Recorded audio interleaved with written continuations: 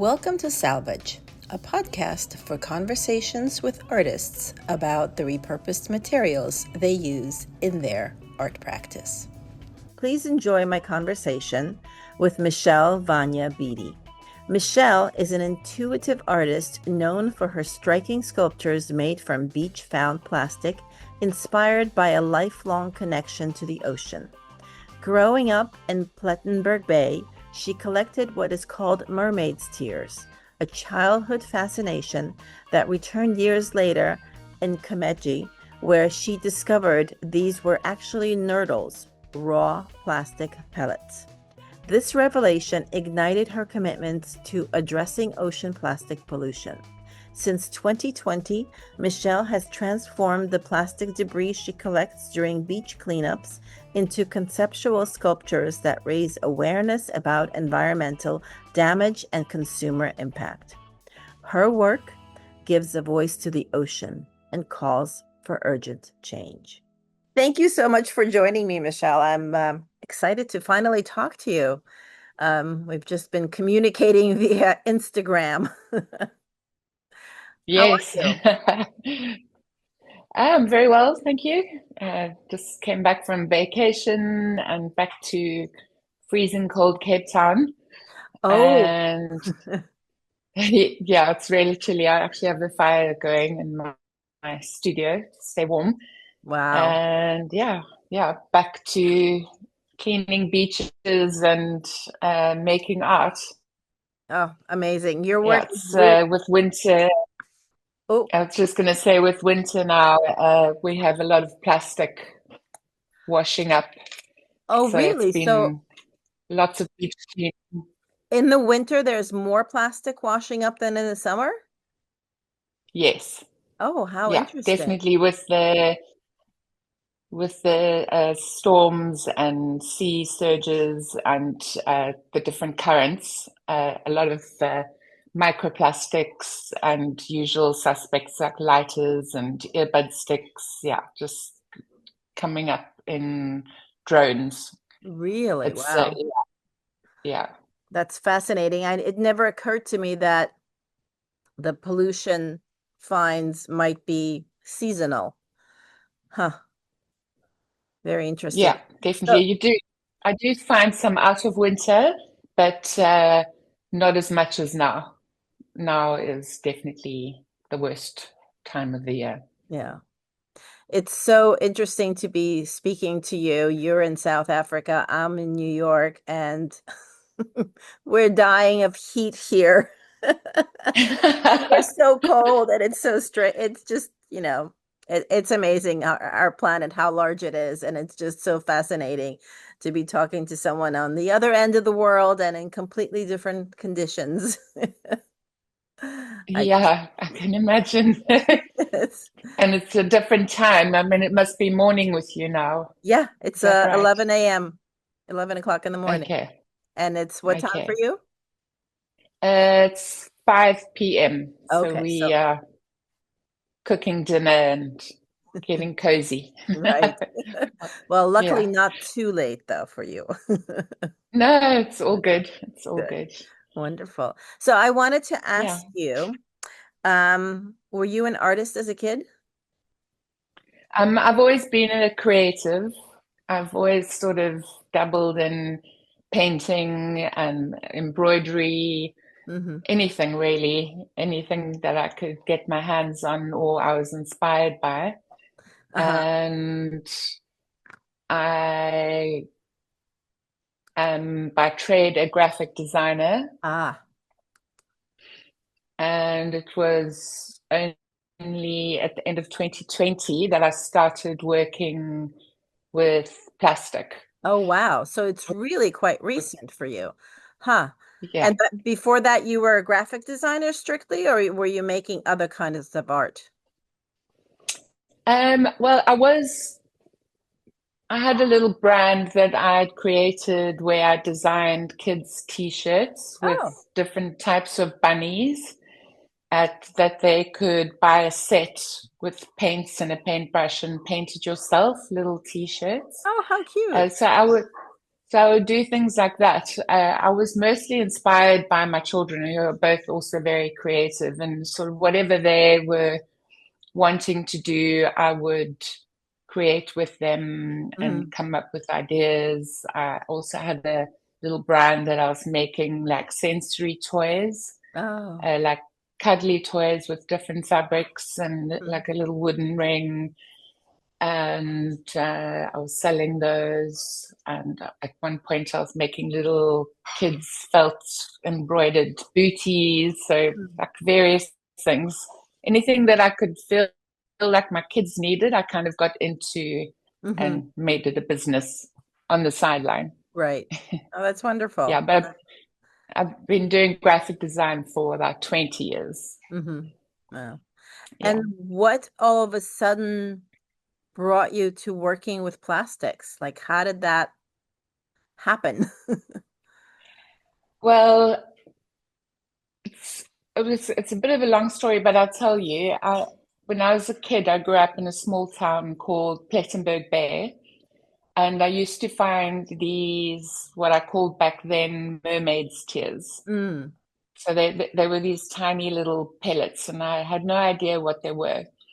And then about 15 years ago, I was walking with my kids on the beach here in Kommetjie in Cape Town, and I spotted these little mermaids' tears, and having the advantage of Google, I started investigating to what these things were. And I discovered that they are the raw form of plastic before they get manufactured into items. So they are plastic nurdles, and they get carried on the on the ocean in large shipping containers.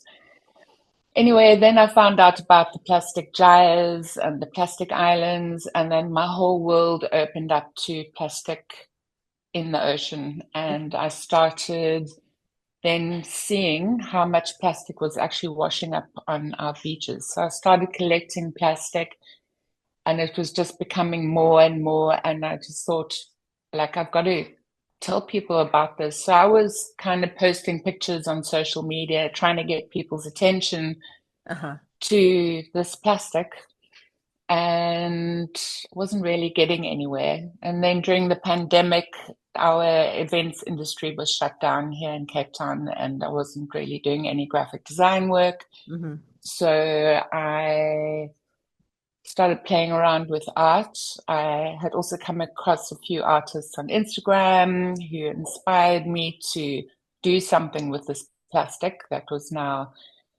growing by the mountains full in my home and in my garden. And yeah, it was just incredible. The reaction I got from family and friends when they saw my art, I was just like, this is brilliant. Like, I can actually give the ocean a voice through my art. Mm-hmm. So I would create something with unaltered plastics and, make it look pretty, use colors in a certain way that would draw people in. And once they came closer, they would start recognizing, items that they use in their day-to-day lives. Mm-hmm. And and then I got invited to exhibit some work and sold my first piece. Oh, wow. And I just thought this is brilliant, and I haven't stopped, and it's just opened so many interesting conversations, and I've just been making art and hoping that the conversation will continue in people's homes. And yeah, it's just been an incredible journey, and actually something that I think it's like been a destined journey for me, Yeah. just to raise awareness and like change people's mindsets on especially using single-use plastic, and how we are as consumers impacting the ocean. Right. And then we'd find a baby turtle hatchling Oh. on the beach one day. It had washed up and got stranded, and we took it to the Two Oceans Aquarium where it was going to get rehabilitated. And with getting to know about their rehabilitation, I was also discovering through them how much plastic the turtles were ingesting. And then Oh, I was like, okay, this is like, I've seen it with my own eyes, how plastic is impacting marine life. It's not just about us, as consumers and what we're doing with the trash. It's actually really impacting the sea. And yes. yeah, it just becomes this huge conversation, like the production of plastic and the burning of fossil fuels and how that's impacting the climate change, and the oceans are warming, the corals are bleaching. So it's just like it's such a big message that I want to give through creating the art that I do. Yeah, absolutely. No, it needs to be. I am heartened to discover a new trash artist almost every day on Instagram. There's so many of us now who are talking about the problems of plastic pollution and creating the art from the plastic that we find or collect. It's just our numbers are growing. It's true. It's so Right? true. And it's everywhere. Yeah, And yeah, it's you can't get away like from all it. over the world. No, you can't. Yeah. And the strangest thing to me is that we're all collecting the same things. Yeah. It's like the earbuds and the lighters and the bottle caps and the nurdles, and like it's a real problem. Yeah. No, it is. And It's I live not too far from the beach, but I'm not a beach person. So I walk in the woods and I'm finding that plastic in the woods. But, I talk to so many artists who do live near a beach, and everyone is finding the same thing, whether they're in Cape Town or in Bermuda or in Massachusetts. If they're on the beach, they're yes, finding all the same things that yeah, somebody else is following, is half a world away. They're finding the same things. It's it's disheartening, but at the same time, I find it empowering um yeah. to be able to talk to Through people art, through art. Yeah, yeah. yeah, Yeah, I definitely. There's so much of a message through art that it's a powerful yeah.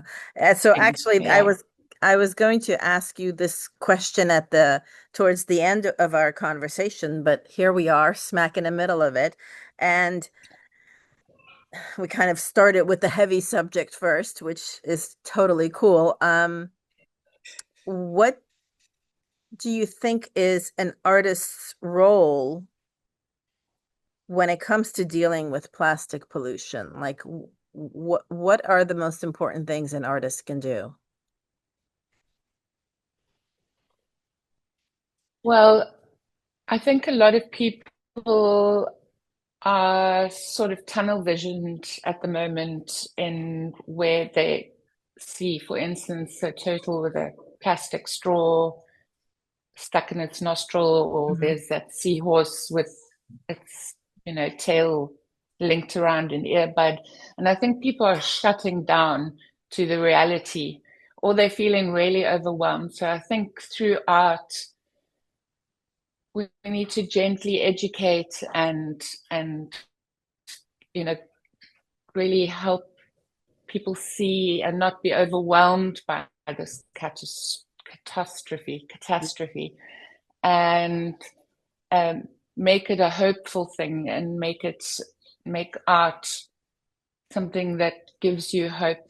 And also, yeah, it's just like a message that can just keep inspiring people to change in one way or another.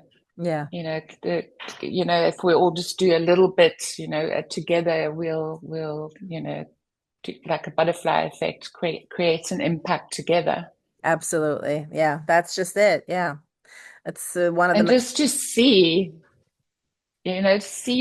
what it is. And yeah, know that when you throw something into the bin, it's not going away. no, You know, Yeah.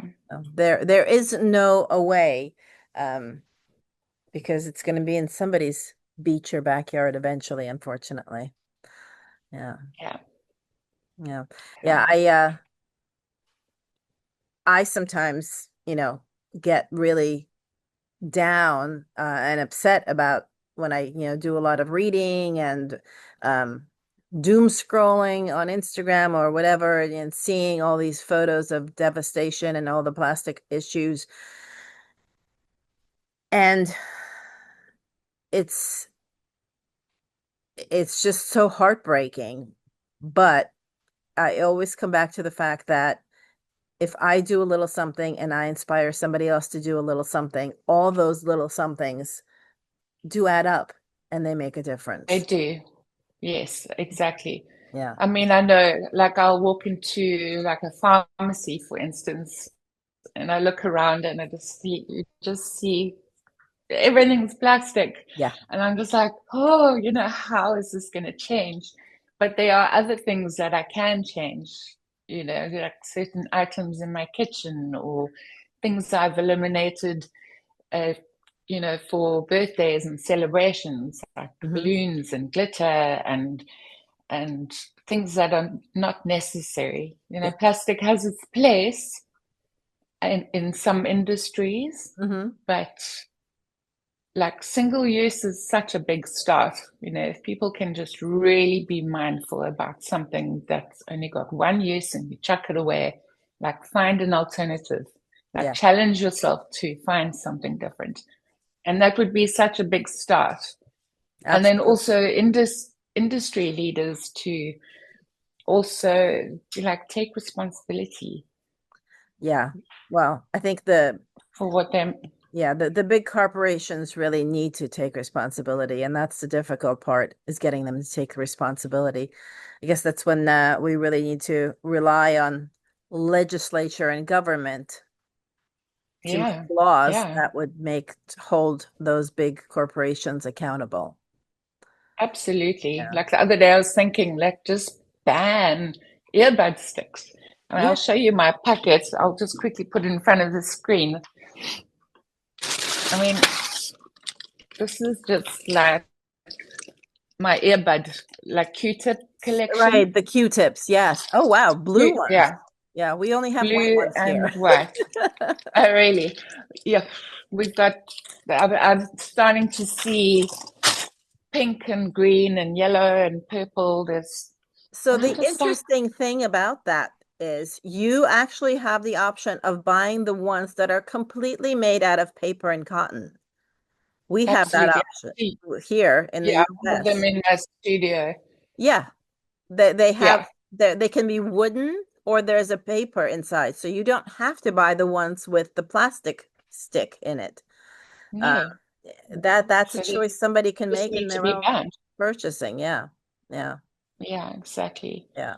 So it's just small steps like that, you know, really. And people are flushing the Q-tips down the toilet. Yeah, I don't Did understand you know that?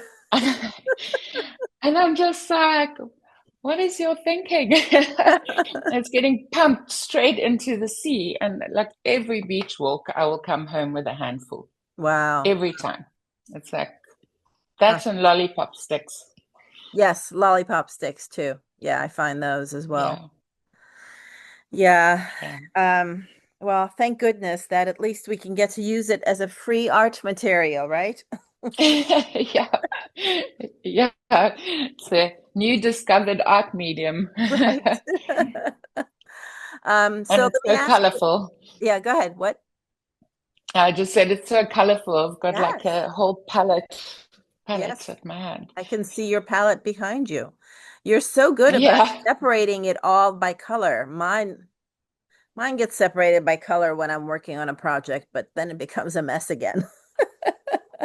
Yeah, it does start like that. So depending on what I'm making, I have like a box that's just a jumbled mess, and Yeah. I start working out which colors I want to use, and then I put them into jars. Yeah. So Yeah. I think you called your work sculpture. But they're mostly Yes, contained in a rectangle or a square though, right? On some kind of a yes. substrate. So I've been through this journey trying to pinpoint exactly what I'm doing. And a friend of mine actually said, like, Michelle, because I'm using mostly unaltered plastics and I'm actually building my art, that it's essentially a form of sculpture. Hmm.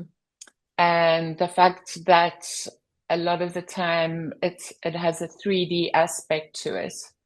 But so I would say I would say they're like sculptural compositions. Right. Yeah. Yeah. Yeah. So I I'm guess the still other not word I've heard, 100% sure yeah, I think the if other that's word the that I right thing. heard for them is assemblage. I guess Yes, it could be called that as well. No, it's assemblage. you achieve some really, really beautiful compositions and the color gradations, and you do not add any color to the plastic you find. I don't. Yeah. It's exactly the way I find it on the beach. Yeah. And like I said, I try not to alter the plastic. Hmm. When I create my coral reefs, I'll chop up the lollipop sticks and the earbud sticks just because that's the best way that I can use them Hmm. in my work.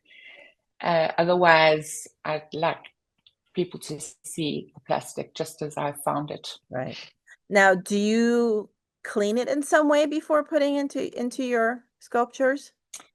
Oh, definitely, definitely. I have a whole process. So I've got a couple of big sieves outside. Hmm. I bring the beach, I soak it in bicarb and vinegar and hot soapy water. So I'll Uh-huh. soak it for a couple of days. I will then sieve it and rinse it, and then I leave it outside in the elements for another few days, and then I'll lay it out, dry it out, and then Mhm. before I actually make art with it, I clean it again. Oh, wow. And yeah, so I'll scrub it and clean it and make sure it hasn't got any sort of eggs or yeah, any marine debris. Yeah. Because I do frame my pieces. Hmm. I frame them behind glass, so Oh, I okay. want them that need to be clean. Yeah, yeah. No, you don't want it to start Yeah. growing something back there. No, definitely not. Yeah. Yeah, no, that's Yeah, something and that, go ahead. I, I was just gonna say, like trying to determine, what I could call my art and leaning it towards being more fine art. I've really had to, separate it from being a craft. Hmm. And so, yeah, I think assemblage or composition, sculptural compositions is putting it more into a fine art Yeah. category. Yeah, agreed. Yeah. Yeah. No, it's interesting. Getting back to the cleaning of the stuff, I went through a period of soaking my finds in soapy water and then taking them out and drying them off.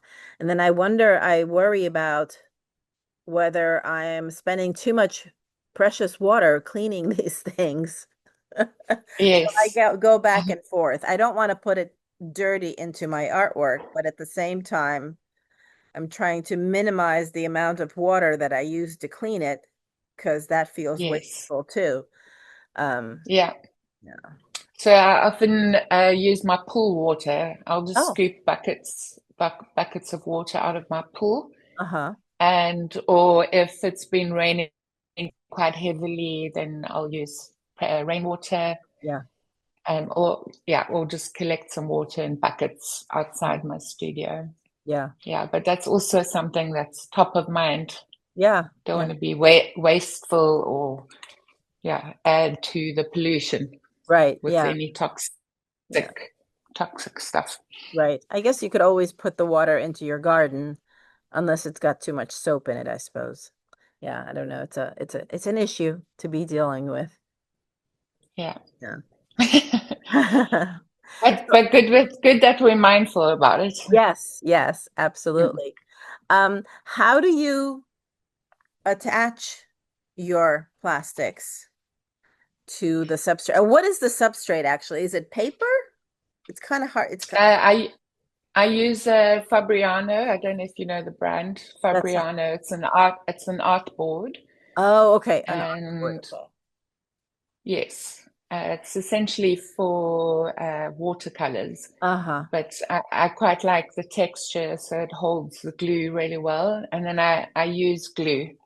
Okay. And Yeah, any specific glue?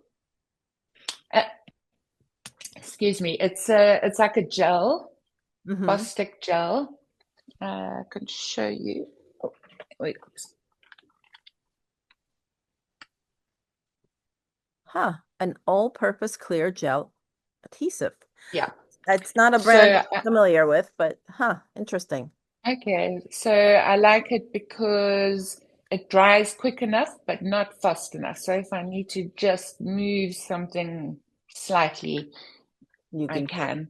Yeah. Yeah, without ripping the paper up or something. Oh, that's great. Yeah, So, okay. And then that's just it. That's very simple that you're just using glue and a board. yeah. Yeah, that's really. And then when you frame it, you put I guess you have to make sure that there's space between the glass and the surface, or do you put the plastic right against the glass? My frame has a variety of box frames. Oh, So okay. depending on what sort of piece I want to make, like if I'm using toys or if I'm building quite a large coral reef, I will work to a certain height Hmm. that I know will fit into the frame. And Hmm. then the frames are custom made for me. Wow. And then I invest in art glass, which is a non-reflective glass, Hmm. just so people can see the detail better. Yeah, yeah. So Yeah. it's not open to the elements at all once it's all framed. Yes. Yeah. Yeah. No. Oh, they're stunningly gorgeous. Um, do you ever work with any other materials these days? No, mainly just plastic. I'm like I'm like swimming in it. I've got boxes and trays and I've got everything hiding in Uh, various nooks and crannies in my studio. Yeah, I kind of dabbled in a bit of embroidery. I cut up the Q-tips into beads and I uh-huh. stitched them onto a fabric. Hmm. And so that's something I was playing around with, but it's very, very time consuming. Yes. Not that the work that I do isn't, but I thought, no, let me just stick to what I know and what I enjoy. Yeah. And your compositions are mostly abstract from what I have seen, right? Yeah, so because I'm working with unaltered plastic, so I'll come up with a concept and sort of the colors that I'd like to use. Hmm. And I will then, because it's almost like building a puzzle, like I'm letting my art piece grow organically. So I have to kind of find the right piece to fit in a specific place. Hmm. Sometimes that will also be when a piece of plastic color changes, and I just let it organically grow. Right. And I don't always know what the outcome will be, Yeah, I think I but read it somewhere does that start with a concept. yeah, you said you were an intuitive artist, which I kind of think that I am as well, so I understand that. But when you say you come up with a concept, how detailed is your concept or how Okay, abstract is it? so yeah, a lot of my pieces I want to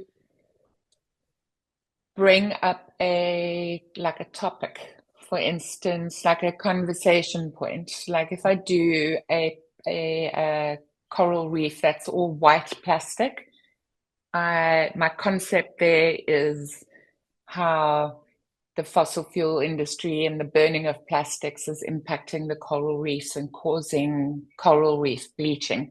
So Hmm. there's like a conversation, point Hmm. with that concept behind it. Hmm. Or I think, trying to think of all the pieces I've made, but I'm going blank now. Of course. But well, I did a piece made up with lollipop wrappers and Mm. a foil balloon that a friend of mine fished out of the ocean before it got swept out to sea. And that piece was also to visually show how, celebrations with sweets and balloons are impacting and ending up in the ocean. So that's Absolutely. kind of, where my concepts lean towards. Hmm. Uh-huh. And then you just Just kind of play with color and decide which way you want to go. yes. Yeah. Yeah. Yeah, Yeah. I've been discovering those foil balloons myself. I find them in the woods, and sometimes I find them pretty fresh in the woods, and other times you can tell that they've been around for a long time because all that foil begins to fall away and it's just the plastic left behind. Yes. Yeah. Yeah. But Yeah. it's amazing how, I mean, that's just people discarding their trash into the forests and the Yeah. woods. They're Well, not, they're just not taking responsibility. I mean, that's not, I think they it's have a those. choice there. Right. Like, yeah, if I don't, my kids are grown, but even when they were little, I think it was only once or twice we had balloons, with I'm blanking out on the name, but they float, the floaty balloons, not, what's Oh, that? the Helium, thank you. helium balloon. Yes. Yeah. But you got to make sure that it doesn't fly away because that's exactly how it winds up in the Yeah. forest. It flies away, it's release, and Yes. And everything that goes up comes down. right. Yeah, no, the balloon Yeah. releases are just awful. Oh, yes. Oh, gosh. I know it's heartbreaking. It's Yeah, just like, oh, why? yeah, exactly. I mean, Yes, I yeah, I get it get, now because I'm educated about what's happening, yeah, and yeah, that they are, yeah, polluting the earth. yeah, But before I was like, oh wow, it's so pretty. It's the yeah, same right. as the lanterns that they set off Yes, in some countries for right. celebrations. And yeah, until I actually knew what it was doing to the environment, Yeah. yeah, I was oblivious. Yeah. No, because it is pretty and you get swept up in how pretty it looks, but yeah, you got to think of the consequences. I think at least if it's lanterns, I think they're mostly made out of paper, so at least the paper biodegrades, I hope. Yeah, I think they have a little wire frame, and I believe the wire frames are what can end up in the sea or Mm. in the woods, and Oh, yeah, okay. Yeah, impact animals. yeah. Yeah. Yeah, no, I've one of my finds, I kind of started finding these last winter is plastic bottles, plastic water bottles, and they're all chewed up. Oh my gosh. Yeah. And I find Wow. them all the time. They're chewed up at the head or at the bottom, or they're completely torn apart. Um, Hmm. so clearly my theory, and this is just a theory, I'm not a scientist, is that Yeah. they are floating around so long that some kind of a small bacteria starts growing on them, and perhaps the animals that are out there are attracted to it and they start chewing it, thinking that it's food like. I don't know what Yeah. else it could be. And Not a bad theory. right, but completely unscientific. And then you kind of look at it and it's like, well, it looks basically clean. I don't see, I mean, some I find that are like they're sort of brown and green, but a lot of them are fairly clean. So I don't understand what makes them attractive to be chewed up like that. Um, Unless they're used as toys, like dog toys, where owners throw them like oh, play I catch. suppose that's possible, but man, that's not good for the dog. No, no, definitely not. I'll show you some of my chewed up plastic. Uh,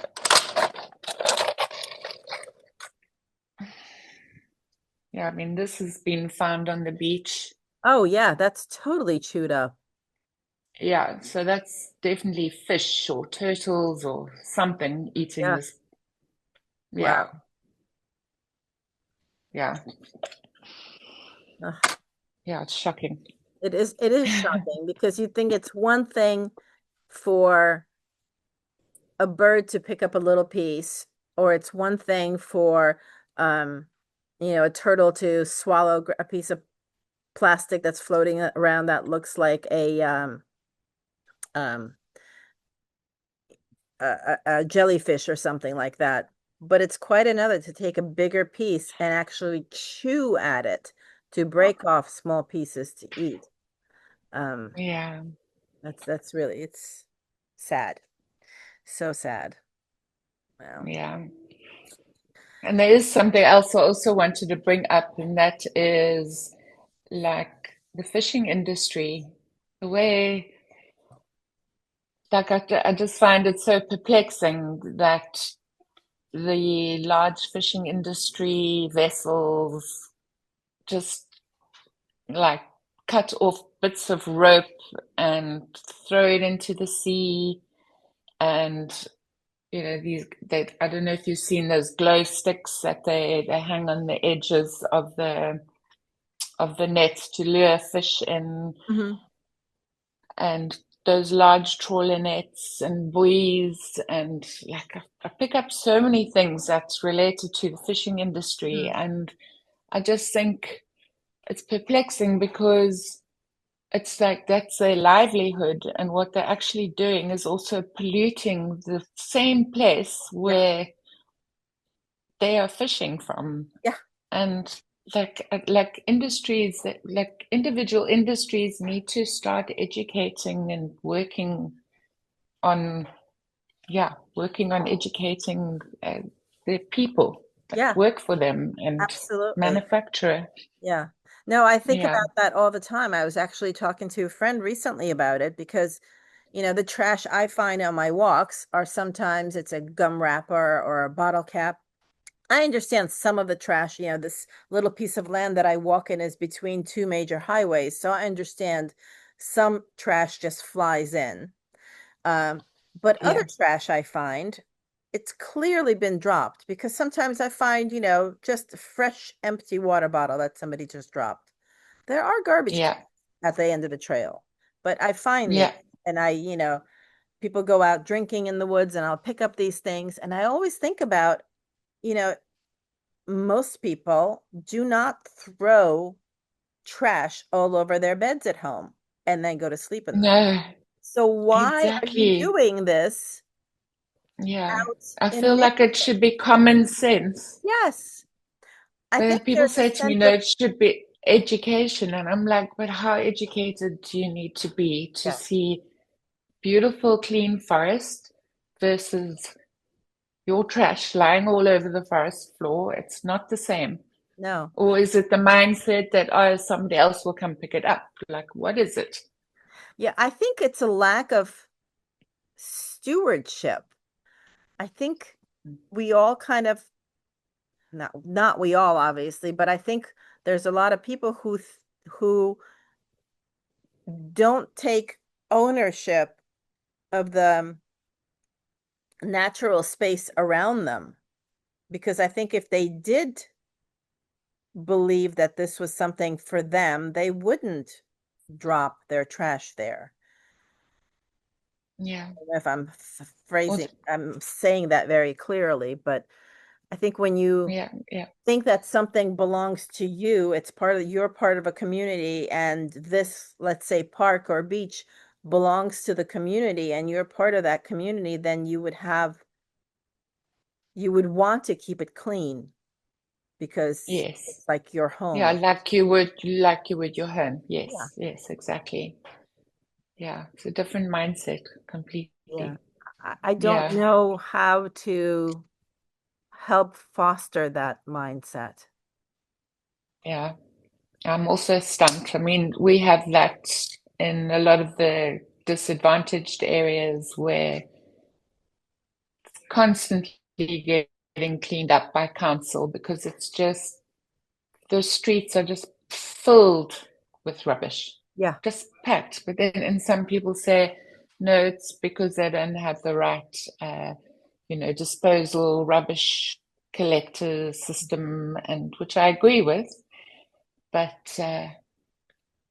still, like each in your own, make a decision. I don't want to live in a community that looks like this. Yes, exactly. Thinking how they should think, like, Yeah. it's on your doorstep.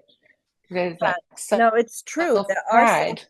some communities in like the town where my studio is. There's some streets that are fairly clean, and then you'll turn a block and this one street would be just strewn with trash. And they're Yeah, all like family homes on the street. They're not like it's not a city. It's not a big city. There's not tons of apartment buildings and industry. They're all family yeah, homes on these streets. And I'm like, why do you want to live where you step outside your home and there's trash everywhere? yeah, I don't yeah. understand. Um, No, I, yeah, no, you me know, neither. I want to be respectful and I don't want to accuse anyone of anything, but Mhm. I don't understand that mindset. Yeah, yeah, I'm on the same boat, and I agree. I also don't want to be disrespectful, but just want people to live in beautiful environments. Yeah, Yeah, because it also brings happiness when you're surrounded by that. It dulls the vibration. yeah, absolutely. Yeah, Yeah. Yeah, if I walk my dog on my street and I see some trash, I'll pick it up, even if it's not in front of my house. Uh, but I'll definitely pick up if there's trash in front of my house, whether it's mine or not. Um, yeah, so yeah, I just I wonder if there's some way that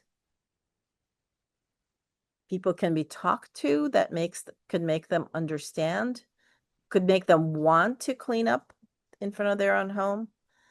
I don't know. I don't have an answer for that. yeah. Yeah. Me neither. I Uh, think that's a big job on its own. yeah, It's a big job on its own. Yeah. yeah, definitely. But Wow. Oh boy. All right. So I know that you have a gallery, right? You have a gallery. Is that a gallery in your town that's showing your work? I wasn't sure where that gallery was. yeah, there's a small gallery in a town called Cork Bay, Kalk Bay. And the gallery's name is Inkbox Art Gallery. So they exhibit majority of my work, Mm-hmm. and um, then there's a town called Franschhoek, which is in the Winelands. They also exhibit some of my work, and now recently I've been invited to uh, exhibit in relevant art. They focus on art that's relevant to, um, I guess, artists who want to, create a message through their work. Oh, wow. And yeah, I'm in 3 galleries now, which is wonderful. Yeah. So can I ask a question? A lot of times galleries have a certain type of art in them. let's say paintings or drawings. So how do you convince a gallery that has paintings or drawings to take on your sculptures and assemblages that are made from plastic trash? Gosh, I have been fortunate to be approached actually Oh, by the excellent. galleries. So I haven't had to try and convince anybody.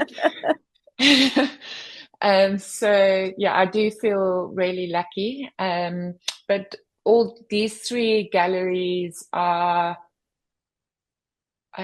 a bit of quirkiness to them, and they Mm. really do enjoy different kind of art and Ah, that's different key there. something that just stands out. So they're not necessarily the galleries who would do your normal sort of landscapes and botanicals, or they like art that's a bit out there. Yeah, yeah. No, I think that's key. And I think there are more and more galleries like that in general. It's Mm, yeah. So they're not yeah. as ubiquitous as the a more traditional, shall we say, galleries. Yes. Yeah. Yeah. Oh, that's True. wonderful. So True. do you have any exhibits coming up in the next few months? So this podcast will probably be out in about 3 to 4 weeks. So sometime in Okay. August. So any galleries where somebody can, any specific shows that you want to tell us about where someone who can see your work? Busy working with two other artists who I actually spoke to today.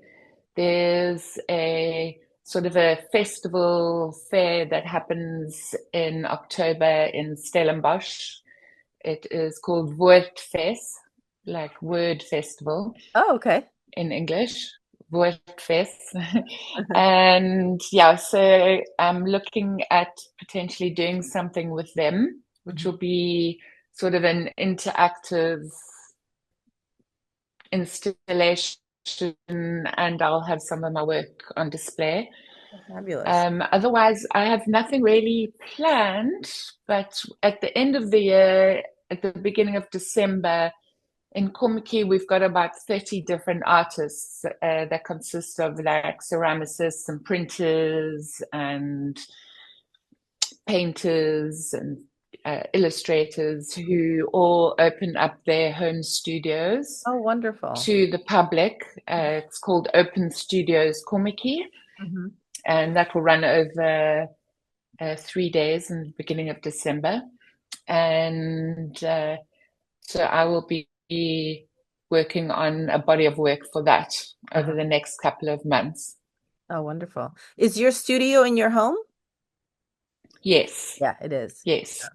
Yeah, we did a few renovations during the pandemic, and nobody was really sitting in the lounge. So I was like, hmm, I think I'll take that as my studio, because I was working off the dining room table, and you know, like every evening I had to clear the table and we'll have dinner together, and the next morning I'll bring everything back. So it's nice to have a dedicated space now where I can Absolutely. Yeah. work from.